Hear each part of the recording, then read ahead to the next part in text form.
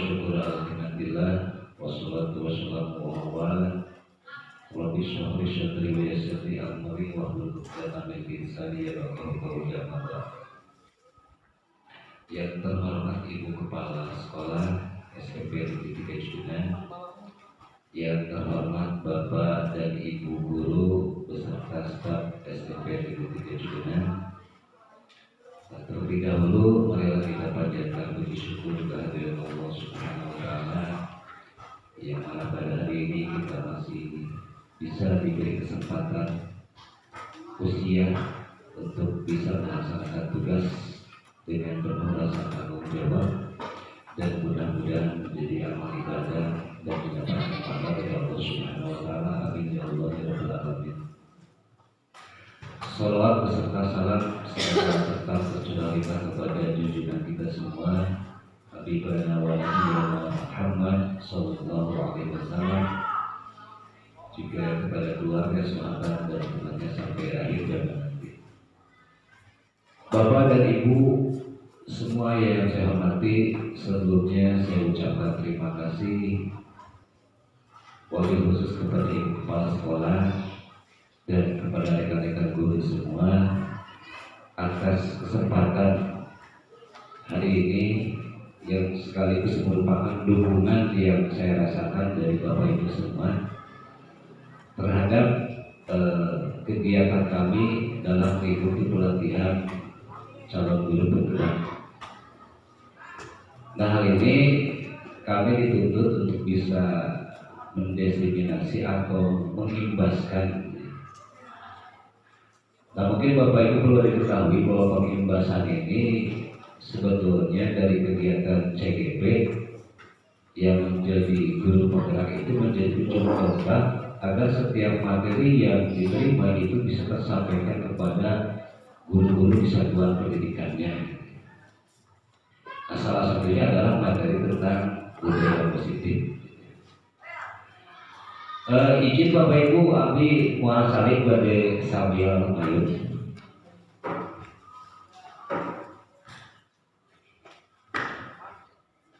Ya, kebetulan Bapak Ibu kemarin itu memang ini dadakan ya. Setelah kami konfirmasi dengan Ibu fasilitator dari guru penggerak, ternyata kegiatan ini bisa dikolaborasi ketika ada 2 calon guru penggerak di sekolah gitu ya. Ya, akhirnya karena sepanduk sudah jadi, ya akhirnya tadinya kalau sebelum udah ada konfirmasi mungkin di sini jadi Upin dan Ipin 2 gitu ya, misalnya Ibu. Tapi kalau yang di sana aslinya gitu ya. Tapi tidak mengurangi inti dari kegiatan ini. Yang jelas budaya positif ini harus diimbaskan agar kita semua bisa menambah wawasan, terutama bisa mengaplikasikan dari satuan pendidikan kita masing-masing. Baik Bapak Ibu, karena ini masih pagi, biasanya ada ice breaking gitu ya. Tapi saya yakin kelihatannya ini masih segar lah gitu ya. Insya Allah nanti ice breaking diakhiri saja dengan konsumsi dari insya Allah Pak Kakak ya, pesanan untuk sekian porsi Pak Kakak, insya Allah ya Pak ya gitu. Ya, insya Allah saya dengan Pak ini sama dituntut selama mengikuti kegiatan CGP ini selalu ada kalimat ikuti dengan bahagia. Tapi tetap ada tugas hubungan sendiri di Manyun gitu ya. Nah, mudah-mudahan hadirnya kami di sini sedikit banyaknya bisa memberikan informasi sekaligus bisa memberikan kebahagiaan dengan melihat yang di depan-depan insya Allah. Baik Bapak Ibu sekalian, kegiatan aksi nyata yang terkait dengan budaya positif mungkin ini juga akan berlaku bagi Bapak dan Ibu yang nanti menjadi calon guru penggerak akan melakukan seperti ini. Dan kebetulan ini dimulai kegiatan pengimbasan ini mulai dari angkatan 6 atau 7 ya. Jadi kalau angkatan awal ini tidak ada kegiatan seperti ini, tapi tetap nanti kami juga harus ada dokumentasi kegiatan positif apa yang ada di sekolah. Baik, terima kasih Pak Aten. Kita lanjutkan ke slide yang berikutnya. Nah sebetulnya secara materi kami menghabiskan waktu kurang lebih 2-3 hari untuk memahami ini yang dibantu oleh Ibu Fasilitator dari BPGP. Nah kami akan menyampaikan kurang lebih sekitar 45 menit maksimal 1 jam. Dan kami kebetulan ada 2 yang berbagi materi dengan Pak Eri gitu ya. Oke, Pak, kita next saja masuk kepada disiplin positif. Ya, simpel kan hanya tinggal menyampaikan dan Bapak Ibu mungkin bisa melihat saja. Jadi budaya positif di sekolah yaitu nilai-nilai dan kebiasaan-kebiasaan di sekolah yang berpihak kepada peserta didik agar mereka dapat berkembang menjadi pribadi yang kritis, penuh hormat dan bertanggung jawab. Ya, hal ini sebetulnya sudah menjadi budaya kita ya, kebiasaan yang baik, mulai kegiatan pagi, terus tepat waktu masuk ya. Tapi jujur saja Bapak Ibu, dari setiap materi yang kami terima itu betul-betul menjadi evaluasi diri gitu. Oh ternyata selama ini kami di sekolah masih banyak yang harus diperbaiki. Nah mudah-mudahan dengan materi ini juga kita mampu mengevaluasi diri, merefleksikan diri untuk bisa meningkatkan budaya positif yang seharusnya ditunjukkan oleh seorang guru. Karena tetap guru menjadi suri tauladan gitu ya. Kalau gurunya siang jangan marah kalau gurunya tamat siang gitu ya. Kalau gurunya pulang duluan, gurunya juga ikut pulang duluan seperti itu. Nah hal seperti itu mungkin mudah-mudahan bisa menjadi refleksi buat kita semua untuk perbaikan yang saya akan datang. Baik, berikutnya Pak Ade. Nah untuk membangun budaya positif, nah di sini diperlukan lingkungan yang positif juga. Nah positif di sini mungkin yang baik ya, baik itu seperti aman, nyaman, agar murid mampu berpikir, bertindak, dan mencipta dengan merdeka, mandiri dan bertanggung jawab. Nah jadi kalimat seperti itu mungkin hal-hal yang biasa Bapak Ibu ya sudah kita pahami. Lingkungan yang baik itu mungkin relatif. Setiap orang mampu untuk memberikan terjemahan masing-masing. Tapi minimal baik di sini adalah segala sesuatu yang menjadi kebutuhan murid, baik pembelajarannya, ya. Tapi karena kita juga namanya manusia ya, tidak bisa 100% mungkin full untuk memberikan pembelajaran. Terkadang kita juga memberikan tugas ketika kita sakit atau ada keperluan, itu masih manusiawi ya. Cuman dari hal-hal seperti itu akan menumbuhkan atau memunculkan lingkungan yang kurang baik gitu ya. Apalagi terkait dengan keberpihakan kepada murid ya. Murid itu sebetulnya butuh, tinggal kitanya seperti apa memenuhi kebutuhan mereka. Walaupun pada realitanya terkadang murid itu cenderung untuk melakukan tindakan-tindakan yang sesuai dengan egonya atau hawa nafsunya. Ya seperti halnya kita mau masuk ke kelas, Pak tugasnya Pak catatan aja Pak gitu ya. Kadang-kadang ada banyak yang meminta seperti itu. Nah kita jangan sampai terbawa gitu ya, karena kita di awal kan namanya guru sudah ada rencana, terus kita melakukan pola pembelajaran seperti apa. Nah kita harus bisa mengkondisikan bagaimana murid-murid itu betul-betul menerima kebutuhannya dengan baik. Terus Bapak Ibu terkait dengan disiplin ini berkaitannya, kebutuhan siswa itu harus dikondisikan sesuai dengan aturan-aturan yang ada. Nah, di sini terkait dengan disiplin berkaitan dengan masalah kontrol.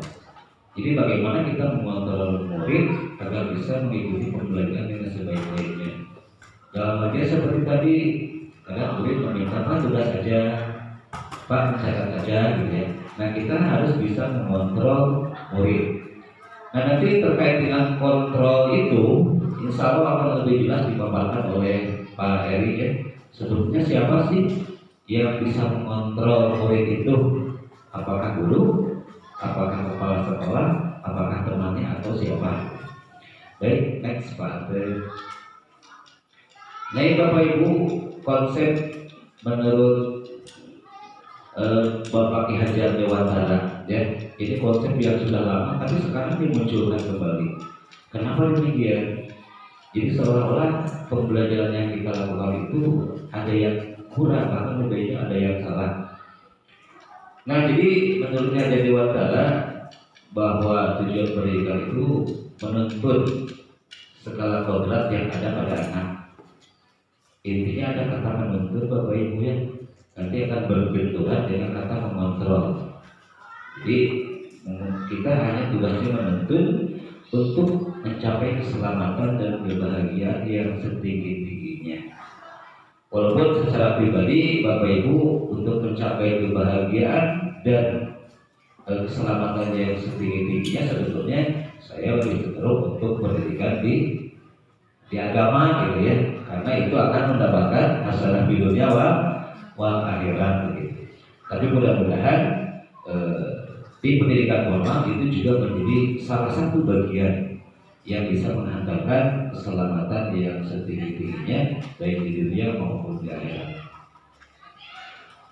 Baik Bapak Ibu, sekali lagi bahwa kita hanya bertugas menuntut, tidak bisa mengontrol. Ya. Jadi yang bisa mengontrol itu adalah dirinya sendiri. Jadi sebagaimanapun kita punya kekuatan terhadap siswa, kasarnya ngarek itu tetap yang bisa mengontrol adalah dirinya sendiri. Cuma kita bagaimana sebagai guru bisa memberikan motivasi agar murid itu sadar dan bisa berperilaku sesuai dengan ketentuan. Nah selanjutnya Bapak Ibu, bahwa setiap orang melakukan sesuatu itu berkaitan dengan kebutuhan dasarnya. Contoh, anak itu misalkan melakukan tindakan kabur. Nah sebetulnya itu kabur ini atau tindakan yang salah yang dilakukan oleh siswa pada dasarnya ada kebutuhan siswa yang tidak terpenuhi. Seperti itu. Jadi setiap anak melakukan kesalahan ada kebutuhan dasar yang tidak terpenuhi. Nah kebutuhan dasar itu apa saja nanti berkaitan dengan yang disampaikan oleh teman saya di sesi yang berikutnya ya. Jadi ada posisi kontrol, kebutuhan dasar itu menjadi catatan yang akan dibahas lebih jauh oleh Pak Eri. Next, Pak Atlet. Nah ini ada ilusi Bapak Ibu. Ilusi ini hanya gambaran saja, sesuatu yang menurut kita sudah seperti itu ternyata tidak. Ilusi guru mengontrol murid, ya. Kita bisa mengontrol pada kenyataannya yang mengontrol adalah diri sendiri. Terus ada ilusi bahwa kritik dan membuat orang merasa bersalah dapat menguatkan karakter. Itu pemikiran yang ada, padahal itu lebih cenderung menjadikan seseorang menjadi lebih buruk, seseorang menjadi lebih merasa bersalah. Jadi bukan pada penguatan karakter. Tetap aja penguatan karakter ini harus dilakukan dengan hal yang baik, ya. Seperti kebiasaan, seperti tadi disampaikan oleh Ibu Kepala, sudah sangat banyak contoh-contohnya. Tegur, senyum, sapa salam, seperti itu ya. Jadi kritik terus membuat orang bersalah, nyalekkan, insya Allah nantinya menjadi kuat karakternya. Nah ternyata itu malah menjatuhkan karakter siswa. Selanjutnya ilusi semua penguatan positif dan bermanfaat ya. Nah muji-muji oke, ternyata kurang bagus gitu ya. Kita penguatan positif tetap aja jadi salah. Padahal setiap kita melihat siswa, hebat kamu ya, dikuat-kuat diberikan nilai positif. Nah ternyata hal itu juga ternyata berdampak yang kurang bagus juga untuk jangka panjangnya. Nah sehingga hal-hal ilusi ini termasuk di sini ada orang dewasa memiliki hak untuk memaksa ya. Kita mau guru paksa guru gitu. Bisa, tapi dampaknya akan buruk terhadap siswa di jangka yang akan datang. Nah jadi ini paradigma atau pemikiran yang ada yang ternyata ini harus dibenahi, bahwa hal positif yang kita lakukan ternyata bisa berdampak negatif terhadap siswa. Baik, next Pak Ate. Nah, Bapak Ibu, di sini pertanyaannya siapa sesungguhnya yang memiliki kontrol ya. Tadi di awal sudah saya sampaikan, ini sebagai perbandingan saja.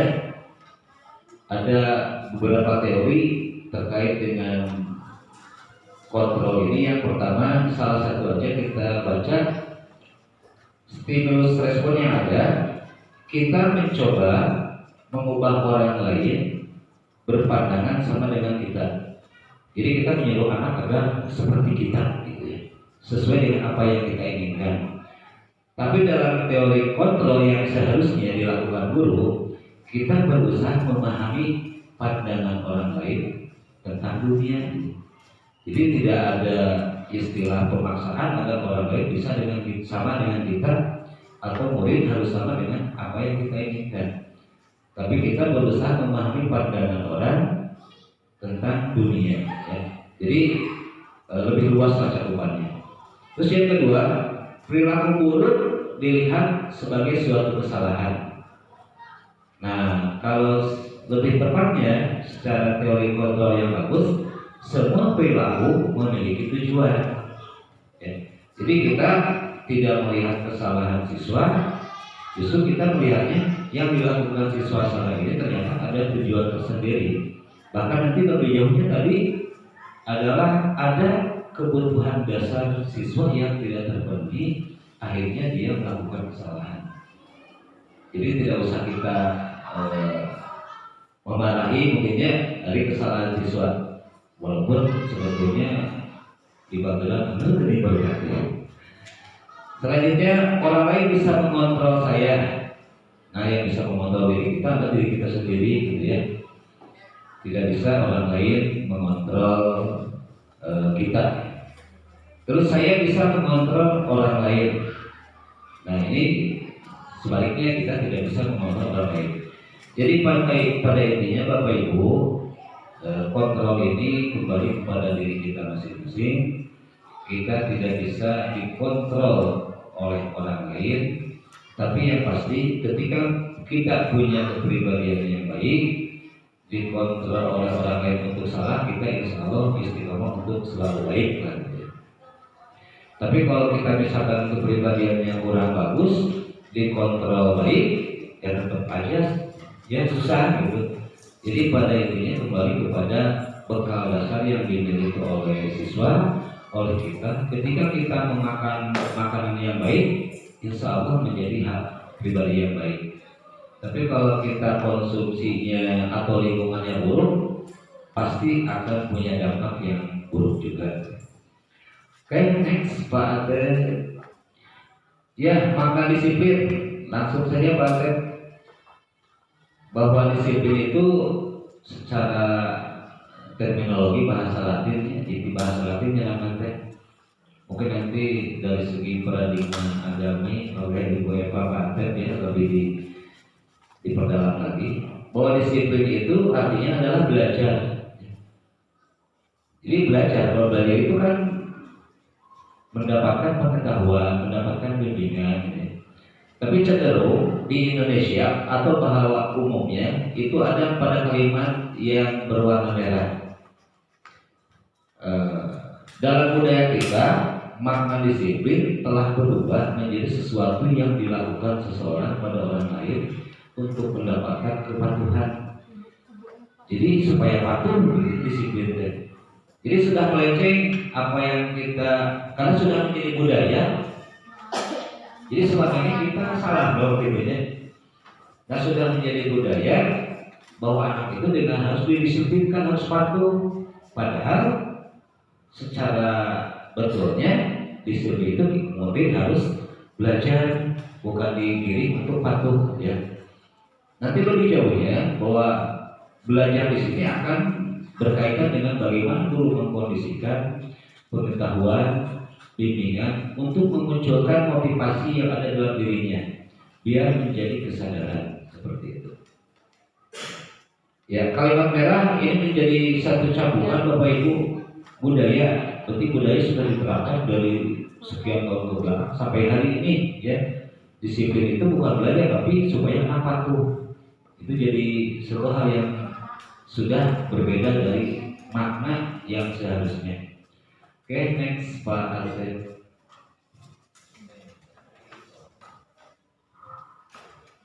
Ya, ini secara arti lain disiplin adalah kemampuan memerintah diri sendiri ya.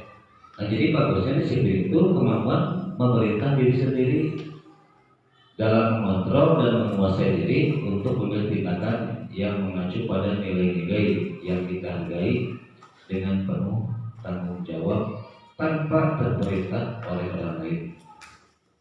Nah, di kita itu karena memang kan di lapangan seperti itu ya, sholat, nah ayo masuk, ayo gitu ya.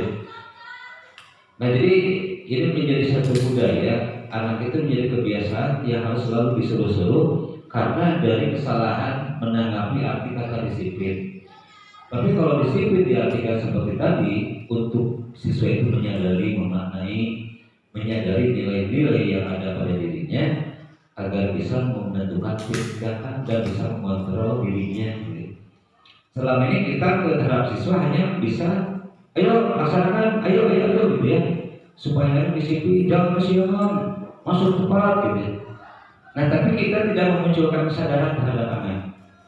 Nah, mungkin dari segi itulah kita selama ini yang harus diperbaiki terkait bagaimana memunculkan motivasi, memberikan kesadaran terhadap nilai-nilai bahwa misalkan kita tidak usah lagi menyuruh anak biar tidak kesiangan, tapi bagaimana kita memunculkan anak sadar bahwa kesiangan ini hal yang buruk, misalnya berdampak pas masuk kelas kan jadi isin gitu. Nah, jadi seperti itu Bapak Ibu, bagaimana kita memunculkan rasa kesadaran agar siswa itu mampu mengontrol dirinya, tidak dikontrol oleh guru. Dan ini menjadi beban yang cukup lumayan berat. Oke, berikutnya Pak Atet. Nah, sesuai dengan kurikulum Merdeka, nilai-nilai kebajikan, nilai-nilai positif ini berkaitan dengan profil pelajar Pancasila, yaitu ada yang 6 ya. Ada yang ingat Bapak Ibu, PP itu ada apa aja? Ayo pintar menghormat termasuk orang antara seperti itu loh. Maka Bapak Ibu ada banyak macam banyak menyebutkan profil pelajar Pancasila itu ada apa aja?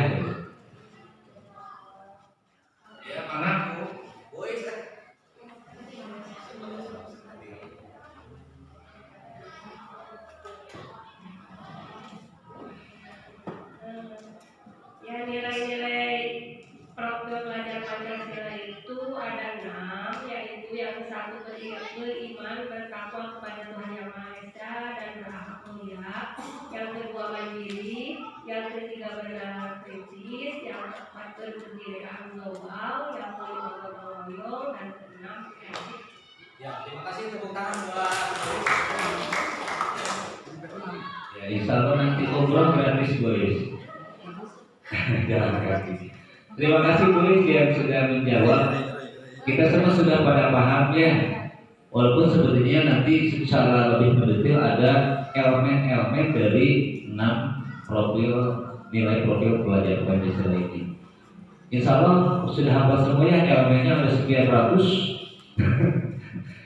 Nah, untuk itu Bapak terkait nanti dengan pembelajaran kita di kurikulum Merdeka, ini harus lebih kita pahami termasuk dengan elemen-elemennya.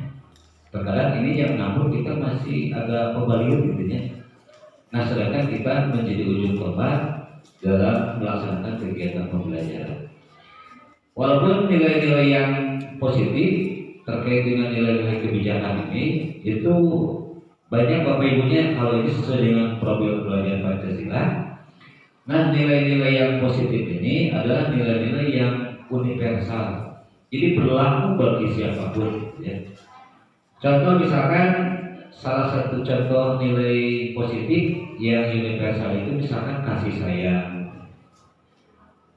Jadi itu terhadap siapapun, suku manapun, agama manapun harus kasih sayang, gitu ya, saling menyayangi. Tapi misalkan nilai positif menyampaikan saling salam dengan sesama teman. Menurut Bapak Ibu itu universal tidak Bapak Ibu? Mengucapkan assalamualaikum kepada teman atau kepada guru universal tidak Bapak Ibu? Berlaku untuk semua enggak? Enggak ya. Jadi assalamualaikum itu mungkin hanya berlaku untuk muslim gitu ya. Nah, nilai-nilai universal ini seperti kreatif itu berlaku untuk semua. Gotong royong berlaku untuk semua. Saling menyayangi berlaku untuk semua gitu ya. Nah, nanti akan berkaitan dengan nilai-nilai apa saja yang harus kita terapkan selain daripada nilai-nilai program belajar Pancasila. Oke, next Pak. Ya, baik Bapak dan Ibu sekalian, selanjutnya untuk teori motivasi supaya biar ada variasi ya. Baik, siap.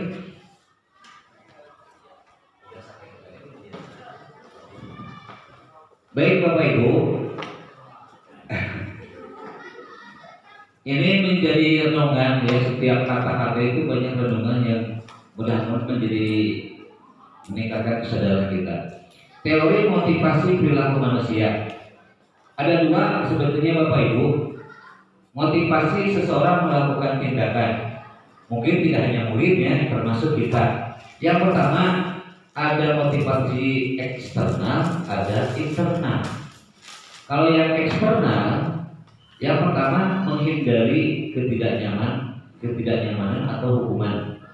Ulama asupan pasti akan dihukum, tempat waktu akan dihukum, tapi bukan berdasarkan kesadaran, ya, karena si yang dihukum, terus dia diselat hukum KS gitu. Nomor dua, motivasi eksternal itu untuk mendapatkan imbalan dari orang lain atau institusi. Wah, kata ibu kepala itu, barang siapa yang datang ke sekolah 15 menit sebelum waktunya dapat bonus ya, kuota misalkan 100 giga. Wah, akhirnya kan rame 20 menit sebelum masuk sudah di sekolah. Nah, itu berarti motivasinya motivasi eksternal. Atau kalau ke siswa itu, siapa yang bisa menjawab dengan benar, Bapak kasih permen. Nah, itu baik ya. Tapi sebetulnya itu hal-hal yang tidak terlalu harus disampaikan gitu ya. Jadi polanya tidak harus seperti itu. Yang pasti bagaimana anak bisa menjawab dengan benar. Jadi kita memotivasinya adalah motivasi internal ya. Pokoknya yang dua ini hal-hal yang kurang bagus. Nah, cenderung kita adalah bagaimana kita memotivasi internal untuk menghargai diri sendiri ya. Misalkan saya akan menjadi orang seperti apa bila saya melakukannya. Jadi datang ke sekolah ketika saya baru dapat belajar sadar intinya bahwa hadir anak sekolah itu merupakan bentuk menghargai diri sendiri kan. Tapi yang pasti kita perlu memahami bahwa kita datang sebelum waktunya masuk ke kelas adalah sama dengan menghargai diri sendiri. Tapi bukan hanya datang pas awal masuk ke kelas. Ingat Bapak Ibu, pulangnya juga sama makanya ketika kita pulang sesuai dengan waktunya, berarti kita sama dengan menghargai diri sendiri. Kalau kita misalkan pulang sebelum waktunya, ya begitu teorinya ya. Cek teori mah sama dengan tidak menghargai diri sendiri. Nah, akan beda Bapak Ibu perilaku yang tampil hasilnya pun akan berbeda ketika seseorang melakukan suatu tindakan. Apakah karena motivasi eksternal, karena hoyong terpuji, karena siap dihukum, atau memang karena kesadaran yang ingin menghargai diri sendiri. Nah, mudah-mudahan ini menjadi hal yang bisa kita lakukan karena ini adalah memang berkaitan dengan tugas kita selaku yang mengabdi ya, tidak hanya di sekolah, sebetulnya bagi siapapun dimanapun ini tetap berlaku. Baik, next Pak. Ya ini salah satu konsep Ki Hajar Dewantara terkait dengan merdeka ya. Merdeka itu artinya tidak hanya terlepas dari perintah, akan tetapi juga cakap bisa memerintah diri sendiri. Ini nyambung dengan yang tadi Bapak Ibu ya. Jadi kalau siswa masih ditunjuk, kita masih diperintah untuk datang tepat waktu, kita masih disuruh untuk sholat berjamaah, tidak memerintah diri sendiri, itu artinya kita belum merdeka. Jadi maknanya sangat mendalam. Lebih jauhnya kita masih dijajah oleh yang lebih hawa nafsu gitu ya. Kita masih terjajah karena masih harus disuruh. Orang merdeka itu harus juga bisa memerintah diri sendiri. Oh kata anakku saya ada tugas hari ini, ya udah kerjakan hari ini. Dia tidak usah sama orang tuanya, tidak usah sama gurunya. Ayo kerjakan, ayo laksanakan. Ya. Jadi ketika kita masih bisa kita menyuruh anak, berarti anak belum merdeka. Nah bagaimana supaya merdeka? Makanya kita wajib memberikan kesadaran, memunculkan motivasi intrinsiknya, motivasi dari dalam dirinya bahwa hal ini memang harus dilakukan. Ini harus sering Bapak Ibu sehingga menjadi kebiasaan yang baik dan bisa memerintah diri sendiri ya. Baik, next. Mudah-mudahan tidak jelas Bapak Ibu ya. Boleh naik lagi Pak? Naik lagi Pak, punten. Ya, terus ya, sudah Pak, kembali ke slide yang tadi terakhir. Oke. Nah, ya. Siapa ini kalau tidak salah untuk paparan selanjutnya akan disampaikan oleh rekan saya terkait masih sambungan dari budaya positif. Ini masih terkait dengan perilaku manusia dan ini dari judul sudah kelihatan Bapak Ibu dihukum oleh penghargaan. Kita menghargai orang lain ternyata akan sebaliknya bahkan menghukum anak itu gitu ya. Bahkan dalam jangka yang panjang. Baik, paparan selanjutnya akan disampaikan oleh rekan saya. Jadi saya dicukupkan sekian. Mohon maaf jika ada kekurangan.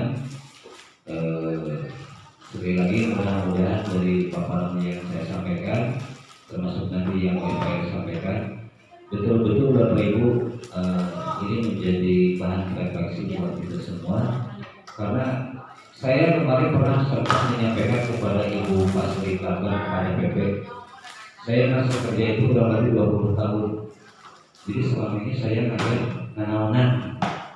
Jauh Bapak Ibu salah konsep anu yang sesungguhnya sekarang dipelajari di konsep nanaonan kasar. Jadi ada motivasi untuk memperbaiki diri.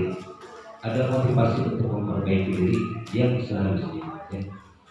Baik, itu saja Bapak Ibu. Sekali lagi saya ucapkan terima kasih terutama kepada Ibu Kepala Sekolah dan rekan-rekan semua atas dukungan dari semuanya dan kesempatan untuk bisa menyampaikan materi terkait disiplin positif. Terima kasih. Assalamualaikum warahmatullahi wabarakatuh. Pilih dulu nanti upaya akan breaking breakingnya mungkin pocok-pocok atau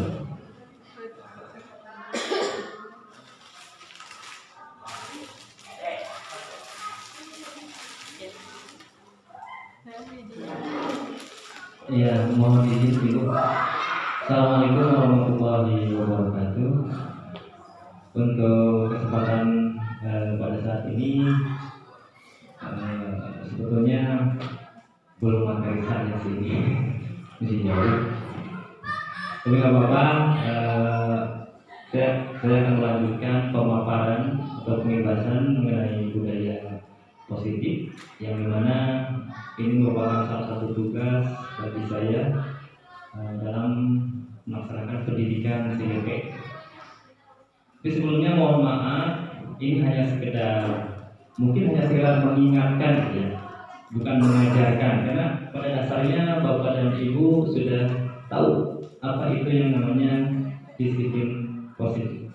Apalagi untuk Bu Pera mungkin ya, yang merupakan sudah guru penggerak, ini sudah tidak bukan hal yang ini lagi gitu. Tapi mohon izin untuk menyampaikan ulang mungkin ya, atau dalam bahasa ininya adalah mengingatkan kembali. Baik, di sini ada bahasa mengenai penghargaan merupakan hukuman. Jadi ketika kita memberikan penghargaan, mungkin bagi orang atau bagi siswa yang tidak mendapatkan penghargaan, ini merupakan hukuman. Ya. Contohnya begini, ketika ada anak dikasih reward, mungkin dari dari prestasinya atau dari hal yang lain, nah sehingga siswa yang lain itu yang tidak mendapatkan reward, dia itu akan murung gitu. Maka ini merupakan hukuman bagi mereka yang tidak mendapatkan penghargaan. Ya, maka dari itu penghargaan di sini harus betul-betul selektif. Makanya di kurikulum Merdeka di sini tidak ada yang namanya perankingan, tidak ada namanya perankingan. Jika ketika nanti ada perankingan, ini merupakan hukuman bagi siswa yang lain. Ini juga sebetulnya hal yang baru yang saya pahami itu, kalau ternyata penghargaan ini bisa menghukum orang lain gitu. Jadi harus seperti apa kita memberikan penghargaan? Nah jadi ya kalau yang saya pelajari, ketika memberikan penghargaan kepada siswa yang lain mungkin harus silent gitu. Atau misalkan kalau diberi penghargaan semuanya harus diberi penghargaan. Mungkin untuk siswa ini mungkin penghargaan terbaik tentang apa? Ini tentang apa? Jadi jangan sampai salah satu yang lain, sehingga mereka akan terhukum. Gitu ya. Itu mungkin mengenai dihukum oleh penghargaan. Kalau misalkan kompetisi ataupun perlombaan mungkin ini wajar gitu ya. Ada juara 1, 2, 3. Tapi dalam ranah yang lain kita harus betul-betul selektif ketika memberikan penghargaan atau pujian. Pujian juga sama ya. Penghargaan yang dimana hal tersebut dapat menghukum siswa yang lain. Itu mungkin mengenai slide ini. Selanjutnya apa? Nah ini bentuk program kebajikan ya. Dalam memberikan apresiasi atau pengakuan perlu diingat beberapa hal. Beri pengakuan secara khusus. Nah jadi ketika kita memberikan penghargaan, jangan sampai penghargaan tersebut menghukum siswa yang lain. Maka berikanlah apresiasi. Yang dimana apresiasi ini ada beberapa poin, yaitu beri pengakuan secara khusus. Misalkan begini, kamu tadi bagus ya dalam berbicara di depan, atau misalkan kamu dalam hal tadi menolong orang lain bagus sekali. Itu merupakan apresiasi, penghargaan bagi memberikan penghargaan yang dimana orang lain mungkin tidak melihatnya atau tidak di depan siswa yang lain. Jadi ketika nanti di lapangan, alangkah lebih baiknya ketika memberikan penghargaan beri apresiasi saja, ya apresiasi. Yang mana poin-poinnya di sini beri pengakuan secara pribadi, memberi pengakuan kepada semua murid. Nah itu yang tadi saya tadi ucapkan. Jadi kalau ketika memberikan penghargaan berupa apresiasi, jangan salah satu murid ada yang tidak diberi gitu ya, sehingga salah satunya nanti akan terhukum gitu. Jadi yang pertama adalah fokus pada proses. Jadi proses apa yang sedang dilaksanakan atau hal yang sedang diproses, penghargaannya jangan di luar dari proses. Jadi berarti nah ini ada beberapa pengakuan atau apresiasi kebajikan ya. Nah di sini kemarin saya perhatikan nilai kebajikannya adalah bahasa empatimu besar sekali. Nah ini merupakan apresiasi yang dimana apresiasi ini akan merupakan penghargaan bagi siswa, ya, bagi murid. Ya, next.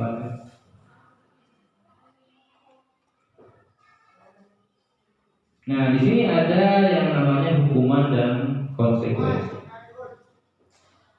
Mungkin dari tadi dari pemaparan Pak Ferry sudah disampaikan apa itu hukuman, atau konsekuensi. Jadi hukuman dan konsekuensi ini ada dua hal yang berbeda gitu ya. Sehingga ketika memberikan atau dalam situasi kejadian ini sesuatu yang berupa hukuman atau konsekuensi. Nah, untuk menurut Ibu dan Bapak nih, mencatat 100 kali di dalam buku kalimat, di dalam buku ya kalimatnya saya tidak akan terlambat lagi karena terlambat ke sekolah. Dan menurut Bapak dan Ibu ini merupakan hukuman atau konsekuensi? Tuh ya, mencatat 100 kali di dalam buku kalimat saya tidak akan terlambat lagi karena terlambat ke sekolah. Hukuman ya baik. Selanjutnya, lari mengelilingi lapangan basket 2 kali karena terlambat hadir di sekolah. Konsekuensi. Selanjutnya, murid diminta untuk push up 15 kali karena tidak menggunakan masker ke sekolah. Hukuman apa konsekuensi? Hukuman. Nanti akan ketahuan apa sih itu hukuman, apa itu konsekuensi. Nah, dari kata-kata ini mungkin ada gambaran dulu ya. Membersihkan tumpahan air di meja tulis karena tersenggol pada saat belajar. Konsekuensi. Kenapa nggak hukuman? Ya konsekuensinya. Ayo. Oke, selanjutnya murid disuruh untuk mengenakan sepatu seharian di sekolah karena tidak mengenakan sepatu hitam. Dia anak tersebut tidak memakai sepatu hitam, maka disuruh untuk tidak memakai sepatu seharian di sekolah. Hukuman apa konsekuensi? Bingung. Hukuman. Ya udah, next aja, Pak. Nah ini ya. Jadi mencatat 100 kali di dalam buku kalimat saya tidak akan terlambat lagi karena terlambat ke sekolah. Ini adalah merupakan hukuman. Kenapa merupakan hukuman?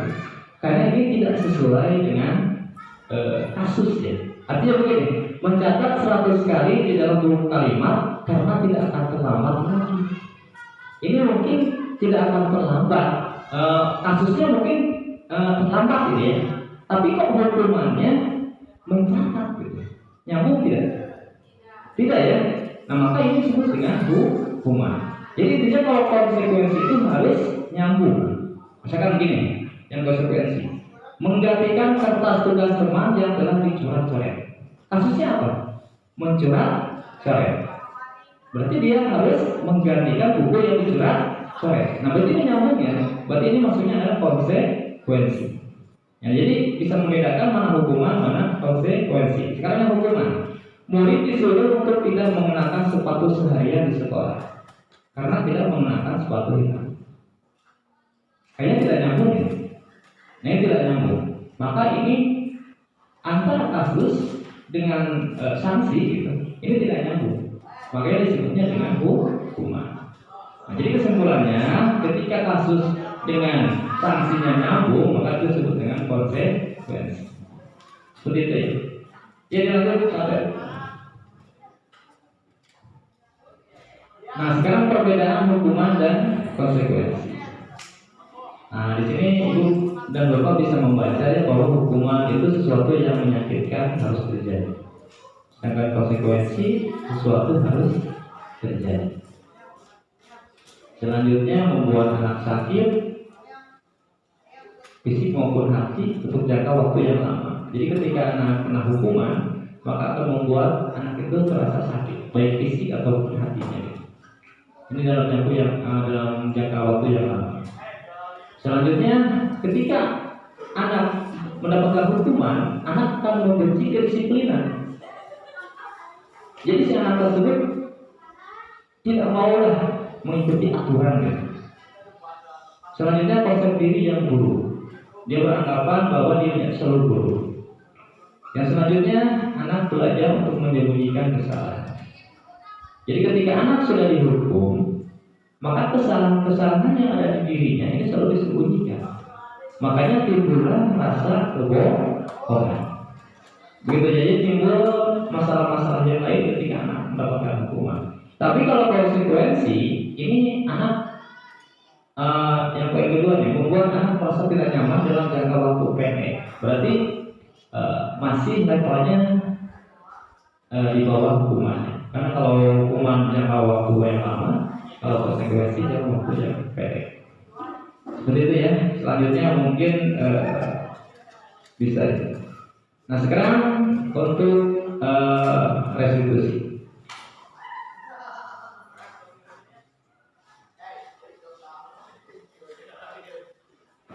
Ya selanjutnya kita akan membahas tentang restitusi.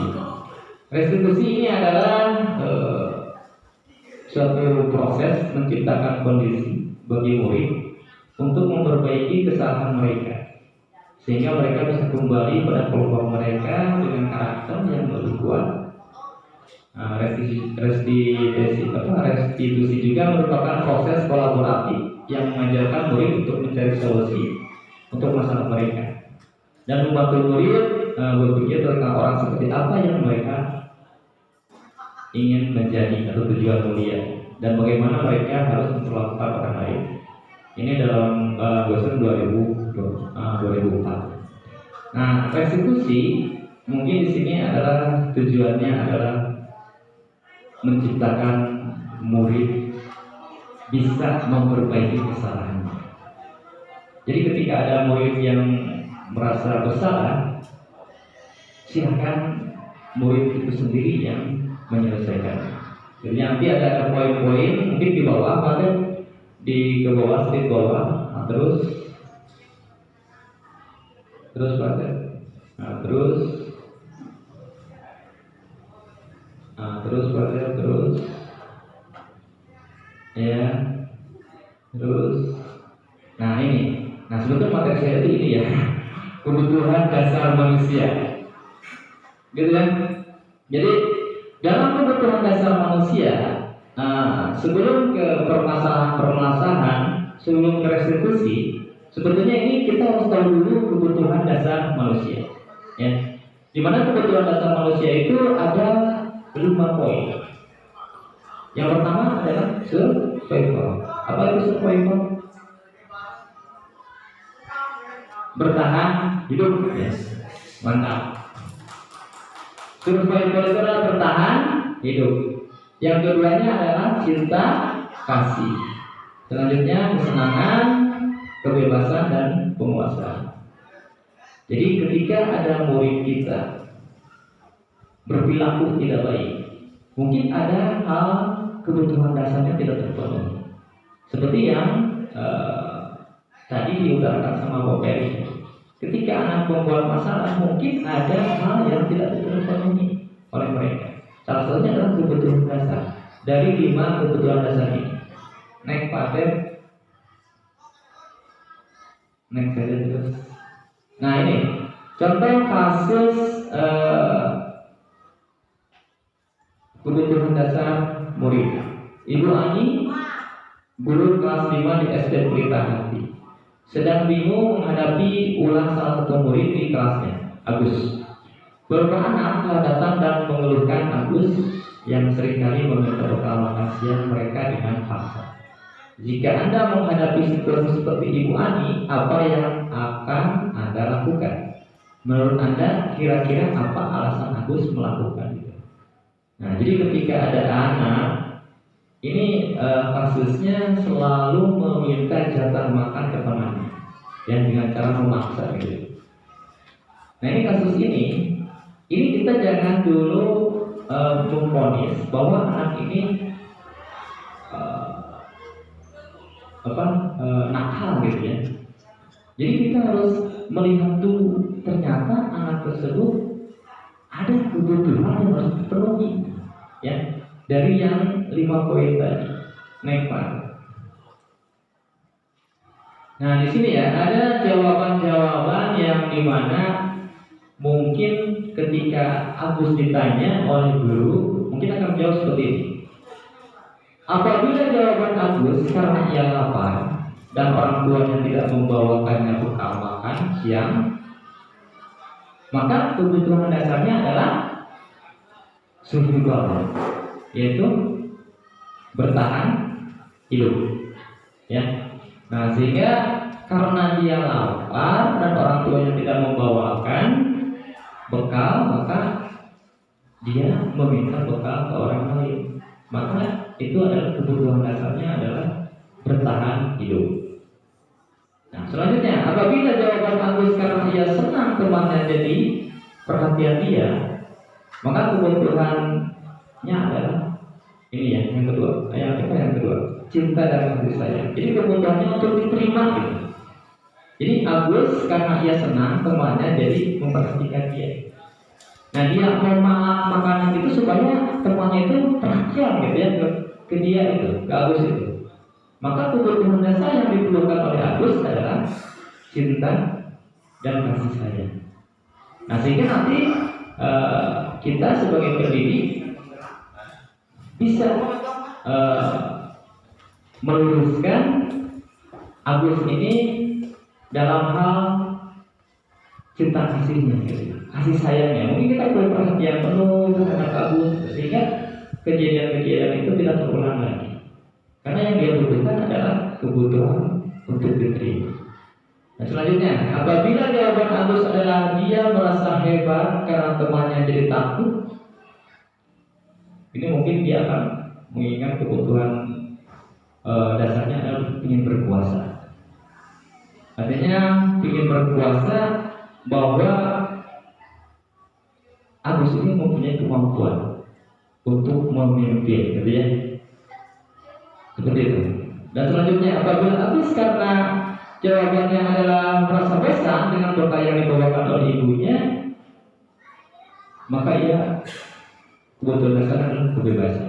Dia ingin bebas memakan makanan yang sesuai dengan kehendaknya, tidak hanya yang dibekal oleh ibunya saja. Selanjutnya, apabila jawaban Agus adalah karena iseng saja dan dia menikmati ekspresi wajah temannya, maka ini kebutuhan dasarnya adalah kesenangan. Dia tidak membutuhkan makanan, tapi dia hanya bersenang-senang dengan mengganggu atau menjahili temannya. Seperti itu ya. Itu yang merupakan 5 kebutuhan dasar yang kita sebagai pendidik harus tahu dasar dari anak yang jadi dari murid itu. Murid seperti ini, apa sih kebutuhan yang harus kita penuhinya? Makanya untuk kebutuhan dasar ini harus betul-betul kita pahami. Selanjutnya, Pak Ted. Nah, sekarang masuk ke 5 posisi kontrol dulu. Nah, ini berhubungan dengan yang tadi diutarakan di awal ya, bahwa kita sebagai guru itu harus mempunyai 5 posisi kontrol. Yang pertama adalah sebagai bukan miliki ya, 5 posisi kontrol dulu yang mungkin secara tidak sengaja kita itu apakah sebagai penghukum, apakah kita itu sebagai pembuat merasa bersalah, apakah kita itu sebagai teman bagi guru kita ya, apakah kita sebagai pemantau atau sebagai manajer. Nah, ini tinggal kita introspeksi diri, kita masuk ke posisi kontrol yang mana ya? Karena setiap guru ini akan berbeda ya. Setiap guru akan berbeda dalam memposisikan kontrolnya. Next selanjutnya Pak. Next lagi. Nah, di sini ya. Kalau misalkan kita sebagai penghukum, maka nggak kelihatan. Menuju, meyakini, menyindir ya. Jadi guru berbuat ketika menunjuk-nunjuk, ketika menyakiti atau menyindir, ini maksudnya adalah posisi kontrol penghukum. Jadi apakah kita masuk ke posisi penghukum atau tidak? Yang selanjutnya adalah membuat merasa bersalah.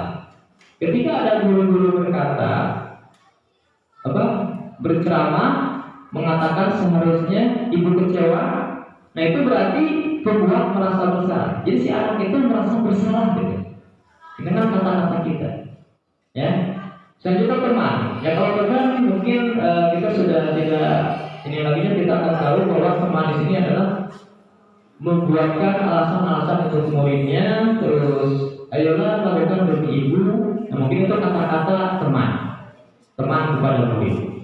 Sedangkan lagu memantau, kalau penampak pemantau itu sesuai dengan data. Misalkan kemarin kamu sudah kesiangan, hari ini kesiangan lagi. Kalau sampai 3 kali kamu kesiangan, awas ya. Yang mungkin itu dipantau dari kejadian-kejadian awal, gitu ya. Nah, selanjutnya adalah ini yang paling atas adalah manajer. Nah, ketika jadi manajer itu berarti sudah wow, itu sudah wow. Nah, dalam manajer di sini ada yang namanya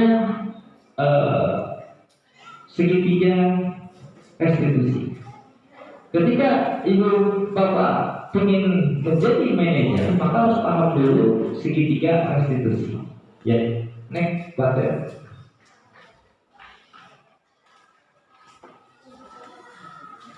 Ya, next lagi. Nah ini ya, ini ada segitiga restitusi. Di mana segitiga restitusi ini adalah langkah-langkah ketika kita menjadi paling atas itu manajer. Ya, ketika menyelesaikan permasalahan murid kita. Yang pertama adalah menstabilkan identitas. Yang selanjutnya validasi tindakan yang salah. Dan yang selanjutnya adalah menyenangkan keyakinan. Ya. Nah, untuk menstabilkan identitas, langkah yang paling utama ketika anak mendapatkan masalah, kita stabilkan dulu identitasnya. Jangan sampai si murid itu adalah merasa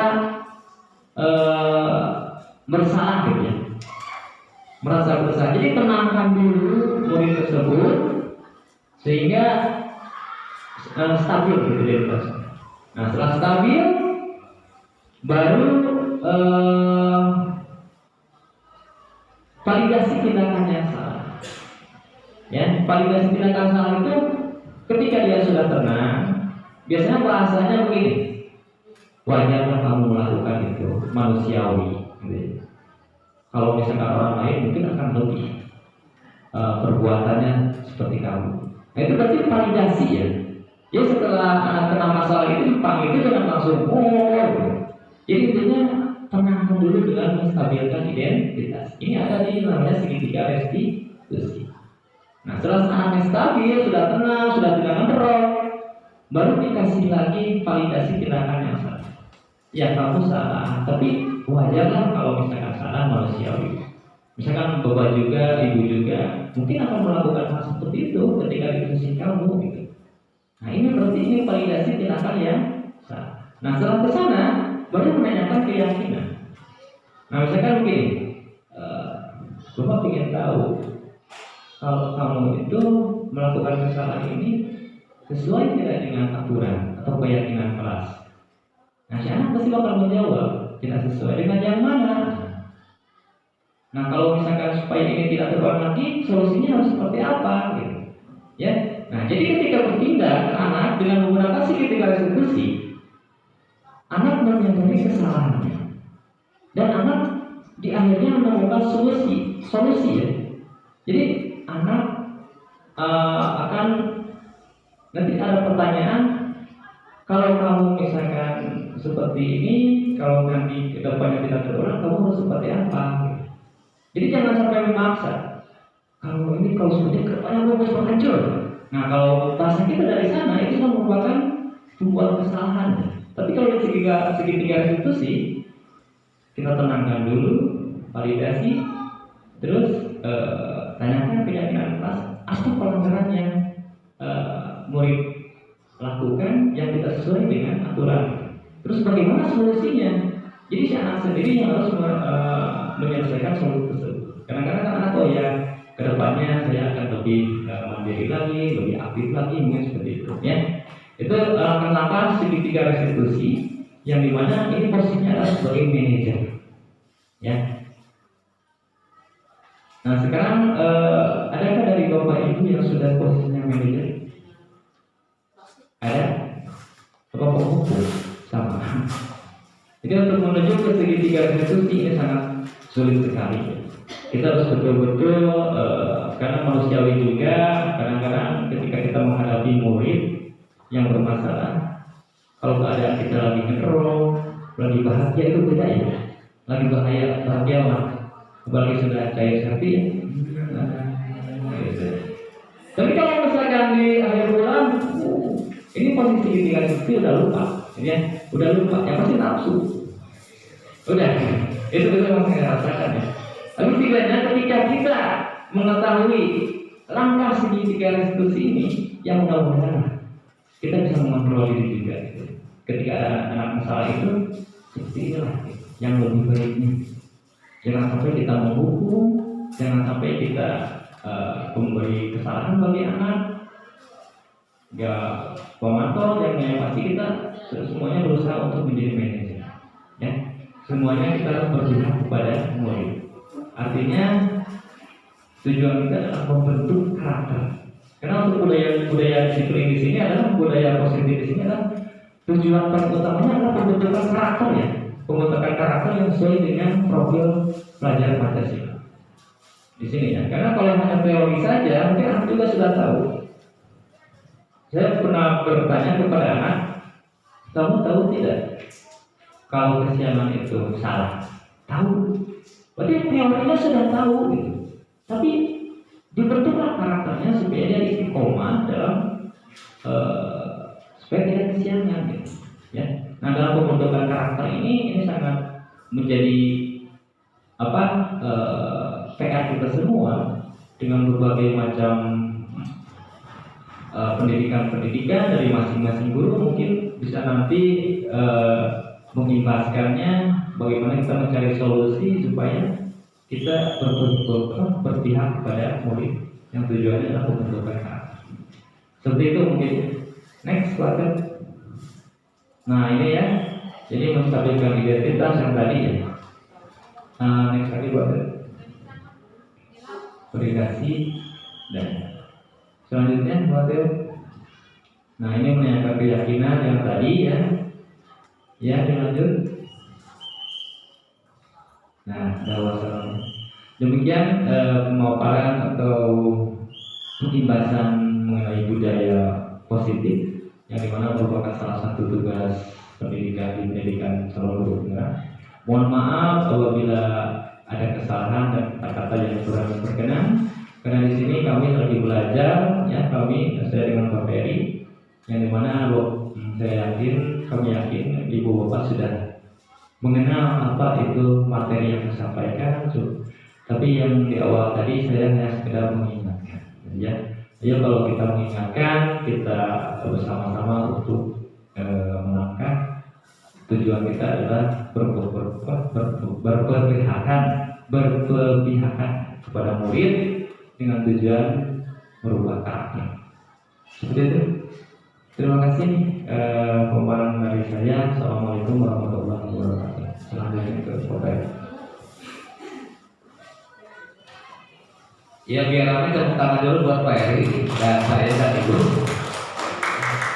Baik Bapak Ibu, sekali lagi terima kasih atas perhatiannya. Dan sebagai penutup sebelum diakhiri terkait kegiatan desiminasi ini, saya berharap ada satu atau dua orang baik dari Ibu atau salah satu perwakilan dari guru untuk bisa merefleksikan ya, menjawab pertanyaan. Satu aja lah, harusnya ada tiga gitu. Bagaimana perasaan Ibu atau apa yang Ibu rasakan setelah mengikuti kegiatan pengimbasan ini dari materi-materi yang sudah disampaikan? Sekaligus sambil menunggu dari Ibu dulu mungkin Ibu. Bismillahirrahmanirrahim. Assalamualaikum warahmatullahi wabarakatuh. Terima kasih Pak Ferry, Pak Eri sebagai CGP Angkatan ke-10 ya, yang telah mempresentasikan tentang aksi nyata desiminasi dan pengimbasan. Menurut Ibu sebagai kepala sekolah itu adalah kegiatan yang sangat bagus sekali ya, dipresentasikan terhadap teman-teman sejawat gitu ya. Dan kegiatannya Bapak Ibu guru yang hari juga sangat antusias dan mungkin harapannya mungkin ya kepada Pak Peri maupun Pak Eri, apa yang telah disampaikan itu kan sangat bagus ya, dan Ibu berharap bisa diimplementasikan, bisa dipraktekkan mulai dari diri sendiri mungkin ya, kemudian juga kepada siswa dan selanjutnya kepada teman-teman kita sebagai guru, sehingga apa yang disampaikan ini dapat direalisasikan. Ini sangat bagus sekali ya pemaparan Pak Peri dan Pak Heri. Kita kasih tepuk tangan ya. Terima kasih. Mudah-mudahan apa yang disampaikan bermanfaat bagi diri sendiri juga bagi orang lain. Terima kasih. Wassalamualaikum warahmatullahi wabarakatuh. Terima kasih Ibu Kepala Sekolah yang sudah memberikan refleksi dari kegiatan pengimasan. Selanjutnya mungkin dari perwakilan salah satu guru, Bapak atau Ibu, Pak Adi, maka Pak Atet mungkin, Bu Eva, tapi yang itu. Ya, terima kasih, tepuk tangan dulu buat Bu Eva yang mewakili dari guru ya.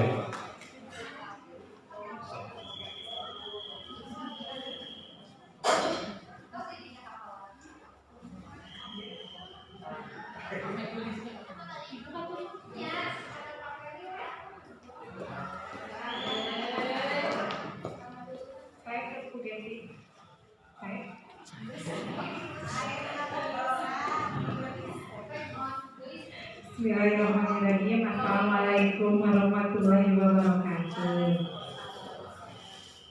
Terima kasih buat Pak Eri dan Pak Ferry hari ini yang sudah memberikan kita ilmunya yang sangat banyak. Mudah-mudahan bisa diaplikasikan oleh kita kepada murid-muridnya. Saya sangat menyimak tadi pemaparan Pak Ferry yang begitu antusias memberikan contoh-contoh dan sedikit ada ketersinggungan. Apakah kita tadi pertanyaannya di manakah posisi kita? Apakah posisi kita sebagai manajer, penghukum, teman, atau berapa tadinya dua lagi saya lupa. Dan apakah pemantau ya?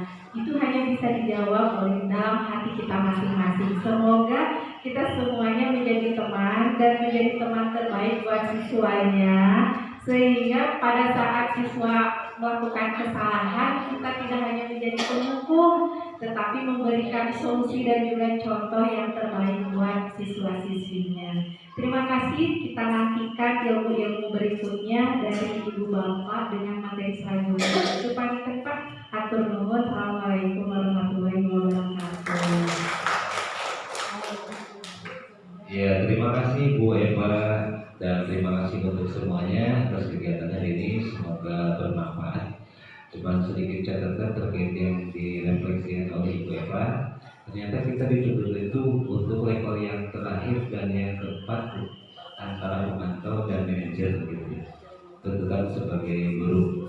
Sebenarnya sebagai teman gitu, alhamdulillah bagus Bu ya. Sebagai teman lebih enjoy gitu.